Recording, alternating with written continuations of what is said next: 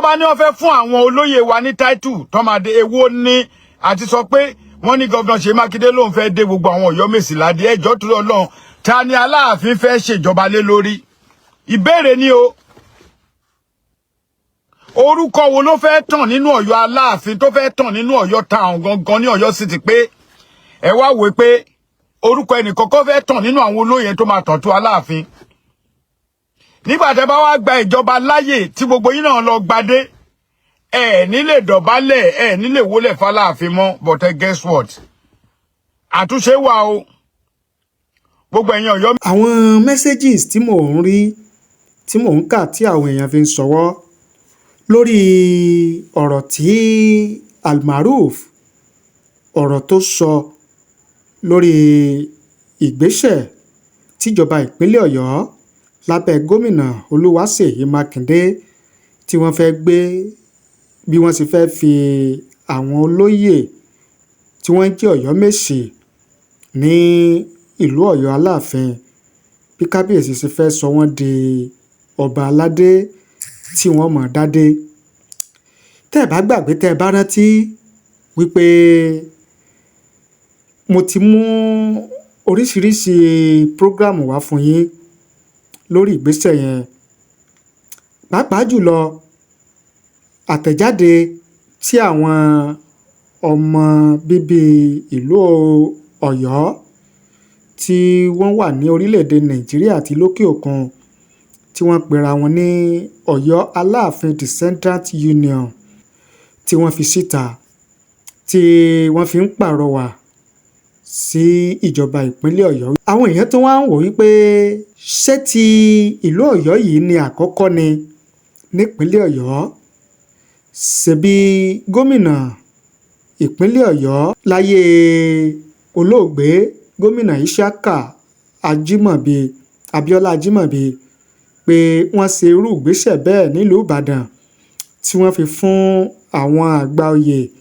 nílẹ̀ Ìbàdàn tí wọ́n sọ wọ́n di ọba aládé pé tírú rẹ̀ bá ṣẹlẹ̀ nípínlẹ̀ Ọ̀yọ́ àbí nílùú Ọ̀yọ́ gangan pé kì í ṣe àkọ́kọ́ nípínlẹ̀ Ọ̀yọ́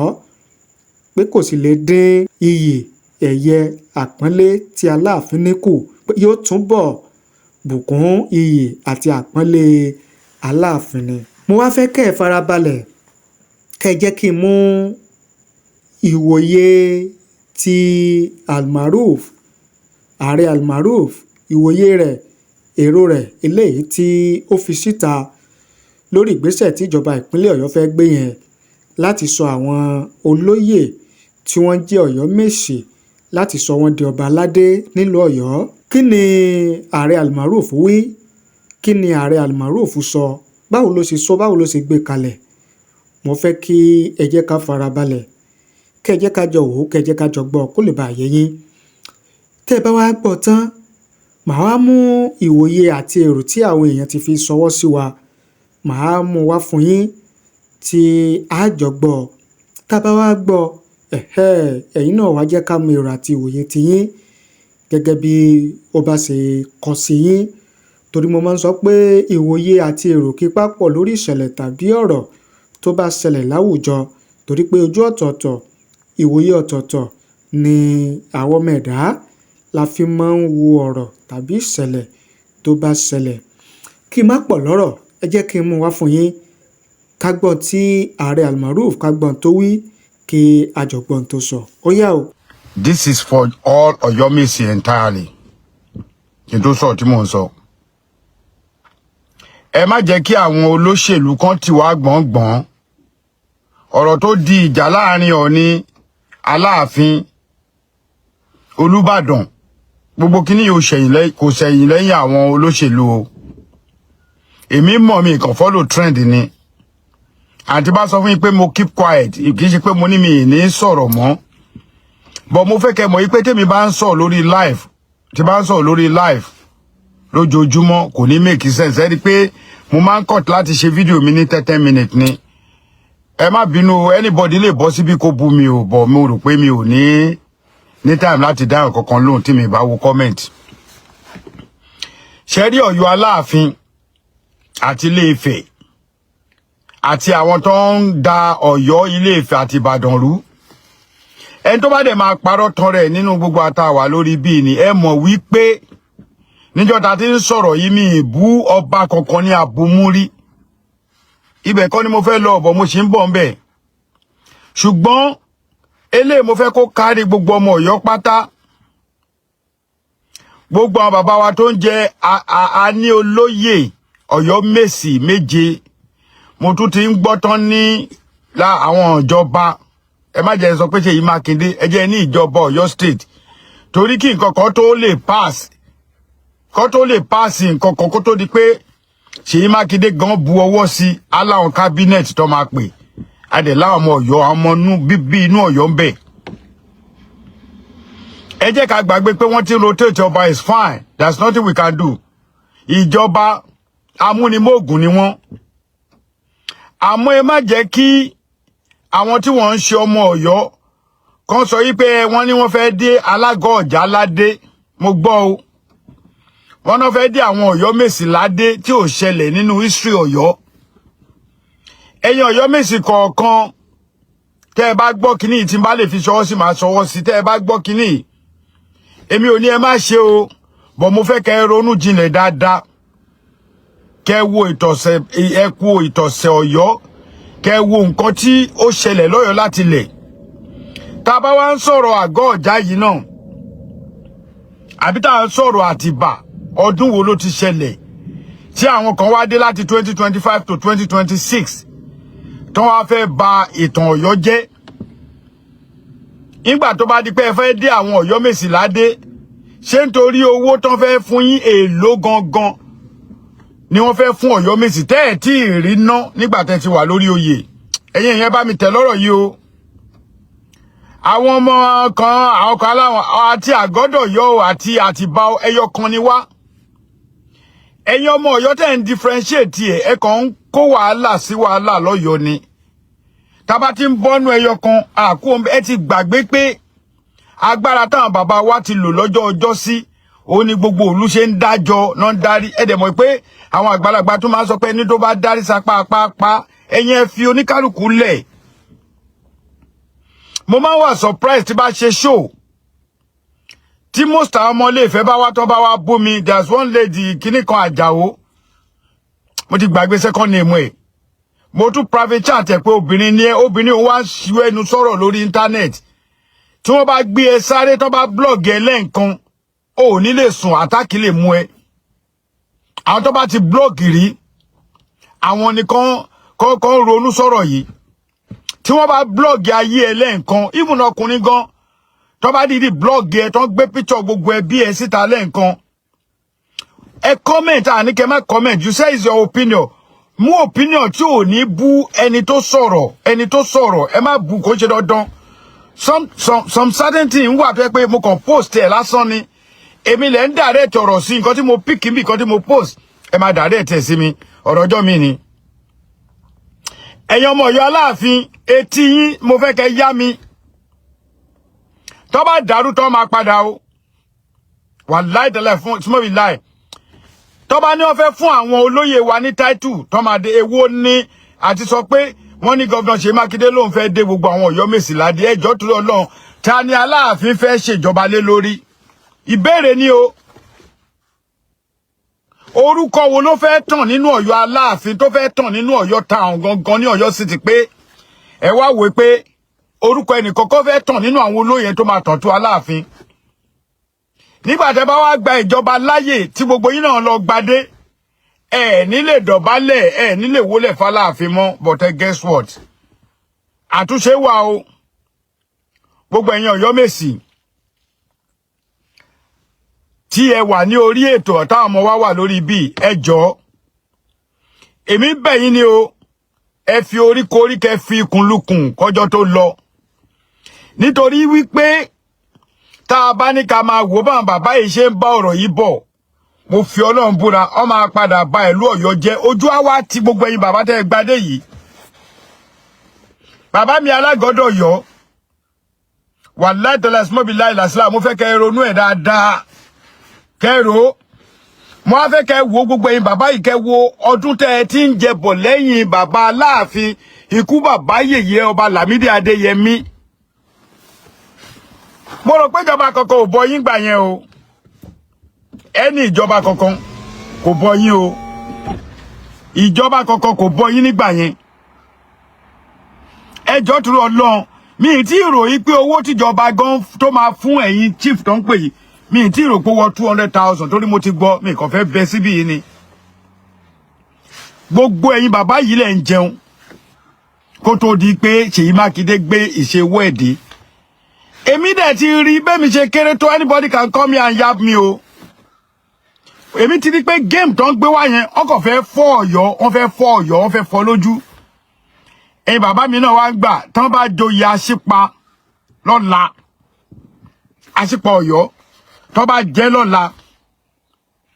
tí àwọn bàbá wa wá dúró tán láwọn náà alágọ̀ọ́dọ̀ Ọ̀yọ́ làwọn fẹ́ ṣe alágọ̀ ọjà tó jẹ́ alágọ̀ ọjà gẹ́gẹ́ bá a ṣe gbọ́nú tàn ẹjọ́ torí Ọlọ́run ṣé kò mọ̀ ṣé ìjà mi ò tó ní wà nígbà tá a ti ní Aṣípa la mọ̀ ní gbogbo òsàlẹ̀ Ọ̀yọ́ pátá ẹyọ kan ni wà náà ẹ má jẹ́ káwọn intruder àwọn ará àta wa ń wọnú ilé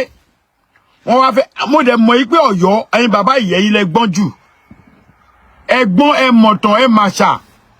ẹjọ́ the story of Ọ̀yọ́ Aláàfin Àtìbà amọ̀gbà tó jẹ tí Àtìbà tẹ̀lú Ọ̀yọ́ dó amọ̀gbà tí àwọn àgọ́ ọ̀jà ti wà ń bẹ̀ àmọ́ àwọn tó bá lọ́yọ̀ọ́ àmọ́ àwọn tí wọ́n bá lọ́yọ̀ọ́ àmọ́ ọmọ ọba kò sẹ́rú nínú gbogbo wa àti bàbá mi alágọ̀ ọjà kábíyèsí bàbá alápín ni àti ìjẹ bàbá mi Àgbàkin ilẹ̀ Yorùbá ẹ pé àwọn tó wà lábẹ́ yín ò bá Ṣọ̀run Ọ̀yọ́ ẹ pé àwọn tó wà lábẹ́ yín o torí kíní yìí ẹ rò dáadáa kẹ́ ẹ tó lọ alákọ̀ọ́kọ́ tó bá fi ń jẹ ọba tẹ́ ẹ fẹ́ jẹ lọ́yọ̀ọ́ tẹ́ ẹ bá gbà tí ò ṣẹlẹ̀ rí tẹ́ ẹ bá wá gbà kan fi ń jọba ìjọ torí Ọlọ́run mélòó gangan ni àdúgbò yín irú Alápín nísìn ó tàn mọ́ àdúgbò lé ìyá bàbá tèmi Láńpòpò ìyẹn Àgbàkin mélòó wá ni wá ta la fẹ́ jọba lé lórí mo fẹ́ kí ẹ ronú sí kinní yìí o èébú kọ́ o torí mo mọ̀ pé màá pín kiri tí n bá ṣe tán màá sẹ́ǹdì àwọn ọmọ Ọ̀yọ́ bá mi pín ẹ̀yin ọmọ Ọ̀yọ́ ẹ ronú sí o ó ń déwájú ó ń dẹjọ́ ó ń di ẹ̀yìn ó ń di aṣọ ọ̀nà tí wọ́n ń gbé kinní yìí gbà àti da Ọ̀yọ́ rú ni wọ́n ń play game fún wa ní Ọ̀yọ́ ṣùgbọ́n ọ̀rọ̀ yìí ó ti ń dìbò lọ yá mi ẹ̀yin brọ́dà mi lágọ̀ọ́dọ̀ yọ ẹ̀yin brọ́dà mi ní Àtìbà ẹ̀yin brọ́dà mi ní Awẹ́ Fìdítì Jóbélé àfijó pátápátá ẹ ronú sí torí tẹ́ ẹ bá ronú sí nígbà tó yọ chairmanship tó wá mú ẹnì kan tó mú kan nínú àwọn ẹ má jẹ́ mi ìfẹ́ lù èdè yẹn bọ̀ wọ́n mú kan nínú àwọn chief Aláàfin wọ́n ní kó ṣe assistant ẹ̀yin náà rí pé kinní yìí ti ní ọwọ́ òṣèlú nú. òun náà ni ẹ̀yin náà ti gbọ́ tẹ́ rí yẹn gẹ́gẹ́ bí àlàyé ọ̀rọ̀ tí Aare Almoruf tó sọ lórí ìgbésẹ̀ tíjọba ìpínlẹ̀ Ọ̀yọ́ fẹ́ gbé láti sọ àwọn olóyè tí wọ́n ń jẹ́ Oyomesi ní Ọ̀yọ́ Aláàfin láti sọ wọ́n di ọba aládé òun náà lẹ́yìn náà ti gbọ́ yẹn gẹ́gẹ́ bí a ṣe rí i. àwọn èèyàn wá comment ìwòye wọ́n fi ránṣẹ́ nísàlẹ̀ fídíò yẹn kí làwọn èèyàn wí kí làwọn èèyàn sọ gẹ́gẹ́ bí ọ̀rọ̀ àti ìwòye tiwọn ẹ jẹ́ ká mú wá fún yín. Olúwatúnmiṣe Ọláyẹmí àwọn ní by the time Ọ̀yọ́ reduced to 5 states under control of Alaafin your head will be straight you never see anything especially you Akindani Almoruf. Those Oyomesi cannot be a slave forever therefore they must be crowned. Gẹ́gẹ́ bí ọ̀rọ̀ Olúwatúnmiṣe Ọláyẹmí nìyẹn. Ọlábánwò Táíwò àwọn ní allow them to collect crown o because Mọdákẹ́kẹ́ in Ilé-Ifẹ̀ is a crown beaded ọba. Tọ́láwò Àdùnní àwọn ní whether you like it or not all of them go collect crown. You think say na only you get crazy abi? Gẹ́gẹ́ bí ọ̀rọ̀ tiwọn nìyẹn. Pópóọlá Akin àwọn ní on the day late Asípa Àmùdá Ọlọ́run Òṣèbí was gruesomely murdered